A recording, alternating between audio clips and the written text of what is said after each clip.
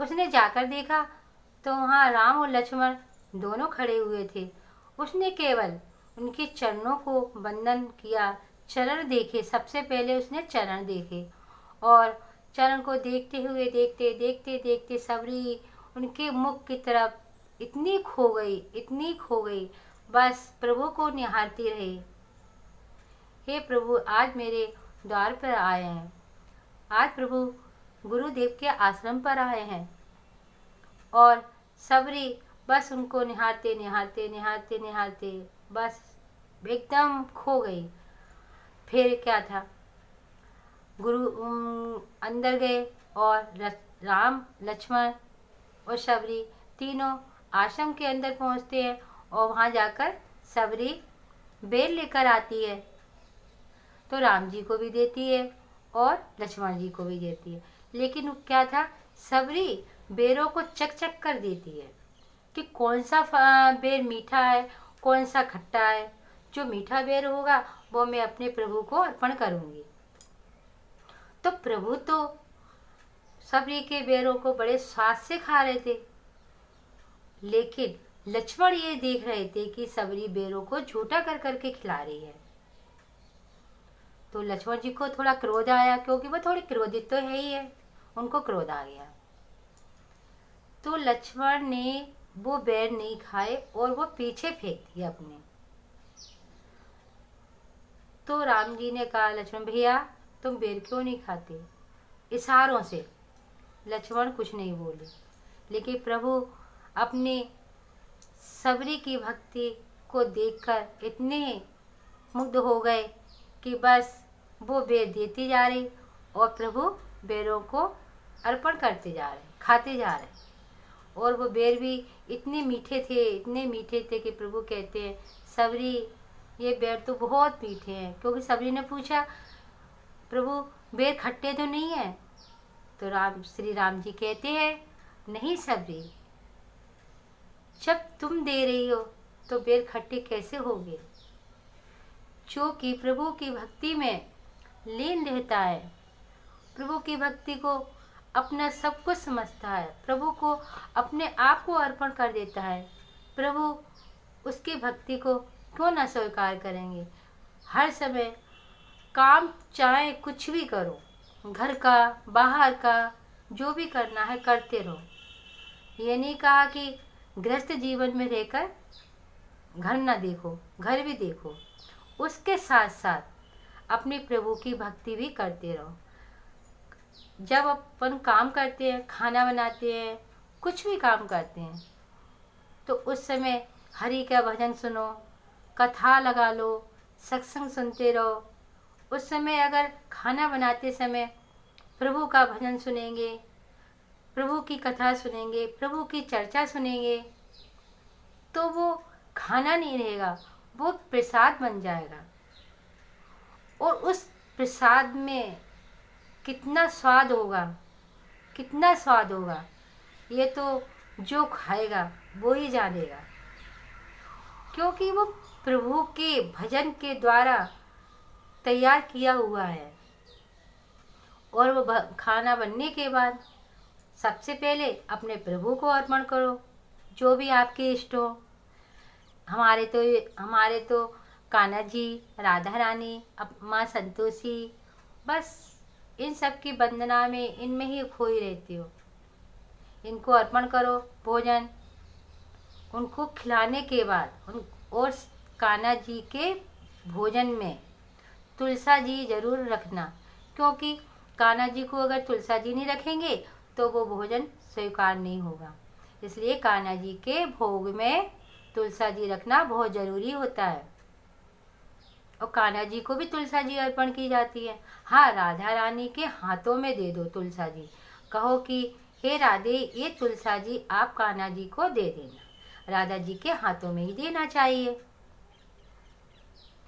फिर वो भोजन जब भोग भगवान खा लेते हैं, फिर उस भोग को थोड़ी देर बाद, 10 मिनट के बाद उठाकर थोड़ा अपने घर में जो भोजन बनाया है उसमें मिला दो, थोड़ी सी सब्जी, और वो थोड़ा गाय को दे दो, और सब लोग प्रसाद के रूप में उस भोग को ले लें।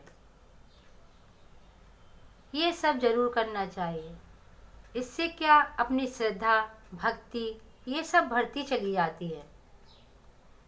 और जहाँ भी सत्संग होते हैं, कथाएं चलती हैं, अगर टाइम मिले तो जरूर जाना चाहिए।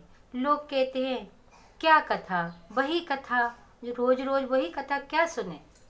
ऐसा नहीं है, कथा कभी पुरानी नहीं होती, उसमें एक नई नई नई नई कुछ मिलता ही है।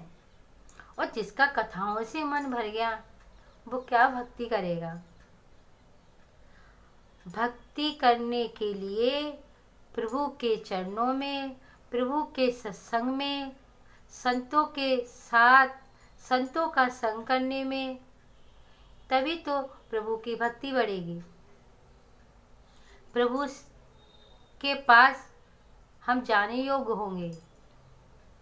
जब प्रभु की चर्चा ही नहीं सुनेंगे, प्रभु के बारे में कुछ जानेंगे ही नहीं कि भगवान क्या करते थे, भगवान क्या खाते थे, भगवान कैसे नाचते थे, भगवान गाय कैसे चराते थे, भगवान ने किस किस को मारा है, भगवान ने किस किस का उद्धार किया है। जब तक ये बातें नहीं मालूम चलेंगी तब तक भगवान से प्यार कैसे होगा, भगवान से अटूट बंधन कैसे बनेगा, प्रभु से एक रिश्ता कैसे बनेगा।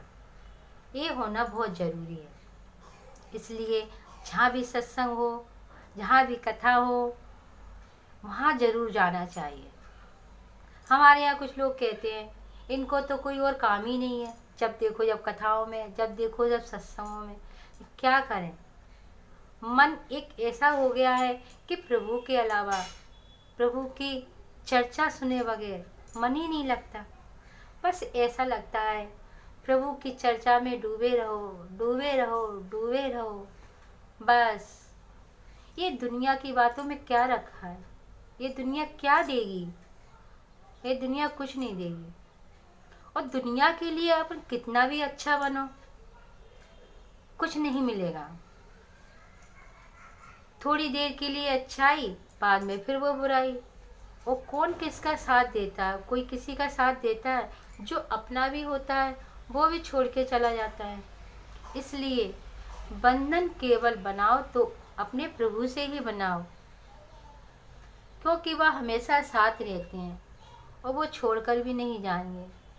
अगर लेकर जाएंगे तो खुद को ही लेकर जाएंगे, और वो कहाँ लेकर जाएंगे, अपने धाम लेकर जाएंगे।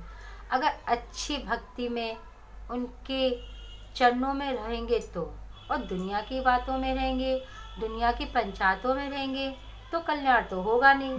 सोचो फिर भी कल्याण हो जाए। हाँ, अगर दुनिया की चर्चा में रहना है, दुनिया की बातों में रहना है तो रहो, ये भी मना नहीं है, पर प्रभु को नहीं भूलो, प्रभु के कीर्तन में रहो। इतने घंटों में अगर प्रभु को 2 घंटे दे देंगे तो क्या होगा। ये सब बातें हम साधकों को याद रखना चाहिए कि हमारे तो केवल प्रभु है, इसके अलावा कोई नहीं। सब कुछ करो दुनिया में, पर प्रभु को ना भूलो।